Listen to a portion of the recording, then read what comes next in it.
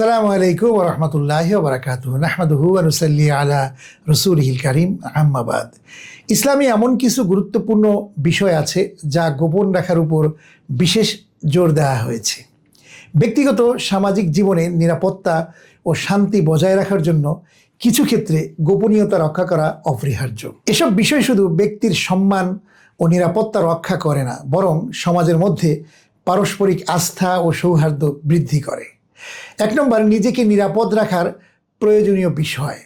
নিজের সব তথ্য অন্যের কাছে ফাঁস করে দেয়া বুদ্ধিমানের কাজ নয়, এতে বিপদে পড়ার আশঙ্কা থাকে। তাই যেসব বিষয়ে মানুষের কাছে ফাঁস করলে বিপদে পড়ার আশঙ্কা রয়েছে সেগুলো গোপন রাখাই ইসলামের শিক্ষা। হযরত ইয়াকুব আলাইহিসসালাম তার পুত্র ইউসুফ আলাইহিসসালামকে ষড়যন্ত্র থেকে বাঁচার জন্য তার স্বপ্নটি অন্যদের থেকে গোপন রাখার পরামর্শ দিয়েছিলেন, যেমনটি আল্লাহ রাব্বুল আলামিন বলেছেন, ক্বালা ইয়া বুনাইয়া লা তাকসুস রুইয়াকা আলা ইখওয়াতিকা ফায়াকিদু লাকা কাইদা ইন্নাশ শাইতানা লিল ইনসানি আদুউম মুবিন। ইয়াকুব আলাইহিস সালাম বলল, হে আমার পুত্র ইউসুফ, তোমার স্বপ্নের বৃত্তান্ত তোমার ভাইদের কাছে বর্ণনা করো না, করলে তারা তোমার বিরুদ্ধে ষড়যন্ত্র করবে। শয়তান তো মানুষের প্রকাশ্য শত্রু। 2 নম্বর, জীবনে কোনো কিছুর পরিকল্পনা করলে অথবা ভবিষ্যৎ কোনো লক্ষ্য ঠিক করলে আগে ভাগেই তা প্রকাশ করা উচিত নয়, কারণ আপনার পরিকল্পনা জেনে যাওয়ার পর অনেকেই সেই পরিকল্পনা হাইজ্যাক করার চেষ্টায় মেতে উঠতে পারে, অথবা আপনার সেই পরিকল্পনাকে ধূলিসাৎ করতে উঠে পড়ে লাগতে পারে। হযরত মুআজ ইবনে জাবাল রাদিয়াল্লাহু আনহু থেকে বর্ণিত, রাসূল করিম সাল্লাল্লাহু আলাইহি ওয়াসাল্লাম বলেন, তোমরা তোমাদের প্রয়োজন পূরণে সফলতা অর্জনের জন্য তা গোপন রেখে আল্লাহর নিকট সাহায্য প্রার্থনা করো, কারণ প্রত্যেক নিয়ামতপ্রাপ্ত হিংসার শিকার হতে পারে। 3 নম্বর, খারাপ স্বপ্ন। স্বপ্ন সাধারণত 3 প্রকার। 1 নম্বর, ভালো স্বপ্ন যা মহান আল্লাহর পক্ষ থেকে সুসংবাদ হিসেবে বিবেচিত হয়। 2 নম্বর, ভীতিকর খারাপ স্বপ্ন যা শয়তানের পক্ষ থেকে দেখানো হয়। 3 নম্বর, মানুষের চিন্তা চেতনার কল্পচিত্র যা স্বপ্নের আকারে প্রকাশ পায়। খারাপ স্বপ্ন দেখলে 3 বার বাঁ দিকে থুথু নিক্ষেপ করবেন। স্বপ্নের ক্ষতি ও অনিষ্ট থেকে আল্লাহর কাছে আশ্রয় প্রার্থনা করবেন। পার্শ্ব পরিবর্তন করে ঘুমাবেন। ঘুম ভেঙে গেলে উঠে 2 রাকাত নফল নামাজ আদায় করলে অনেক ভালো। হযরত আবু হুরায়রা রাদিয়াল্লাহু আনহু থেকে বর্ণিত, নবী করিম সাল্লাল্লাহু আলাইহি ওয়াসাল্লাম বলেন, যদি তোমাদের কেউ এমন স্বপ্ন দেখে যা সে পছন্দ করে না, তাহলে উঠে নামাজ পড়বে এবং মানুষদের কাছে তা বর্ণনা করবে না। 4 নম্বর, পারিবারিক গোপন বিষয়সমূহ, যেমন স্বামী স্ত্রীর সম্পর্ক, ঝগড়া বিবাদ বা ঘরোয়া বিষয় গোপন রাখতে ইসলামের নির্দেশনা রয়েছে। পারিবারিক জীবনের একান্ত গোপন বিষয়গুলো অন্যের কাছে ফাঁস করা নিকৃষ্ট অপরাধ।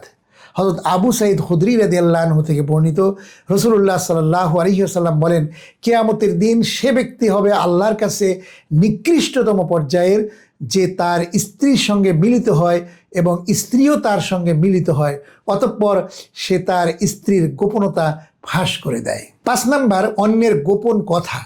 অন্য ভাইয়ের আমানত স্বরূপ বলা কথাগুলো অন্যের কাছে ফাঁস করার অনুমতি ইসলামে নেই।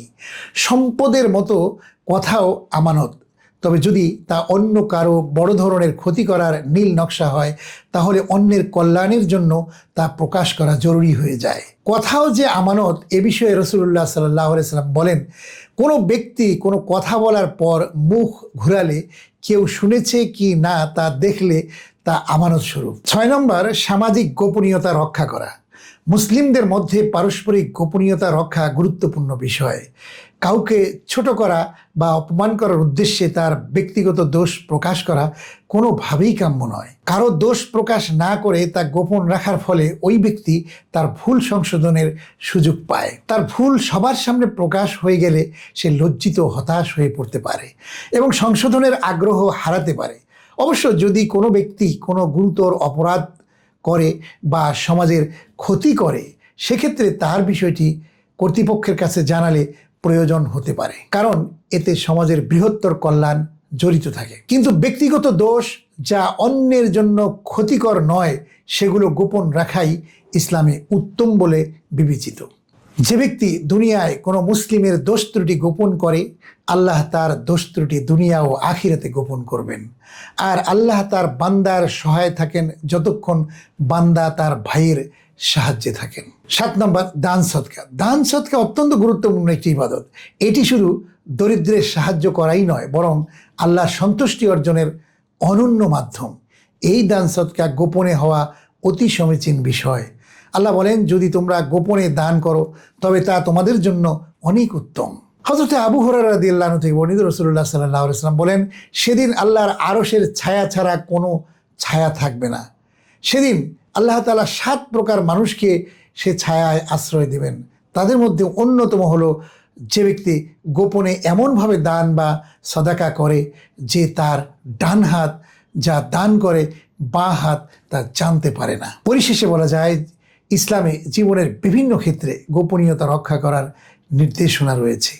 নিজের ব্যক্তিগত বিষয়, জীবনের পরিকল্পনা, পারিবারিক গোপনীয়তা, অন্যের আমানত স্বরূপ বলা কথা, এমনকি গোপনে দান সদকা করা, এসবই নৈতিকতা ও চারিত্রিক সৌন্দর্যের অংশ। এই নীতিগুলো মেনে চললে নিজেদের যেমন বিপদ থেকে রক্ষা করা যায়, তেমনি একটি সুস্থ, নিরাপদ ও শান্তিপূর্ণ সমাজ গঠনে সহায়ক ভূমিকা পালন করবে বলে আমাদের দৃঢ় বিশ্বাস। প্রিয় দর্শক শ্রোতা, আসুন আমরা আমাদের জীবনকে সুন্দর করার জন্য, দুনিয়ার জীবন সাফল্যমণ্ডিত করার জন্য আসুন আমরা এই নীতির আলোকে আমাদের জীবনকে পরিচালনা করার চেষ্টা করি। তাহলেই আমরা সফলতার দিকে এগিয়ে যেতে পারবো ইনশাআল্লাহ।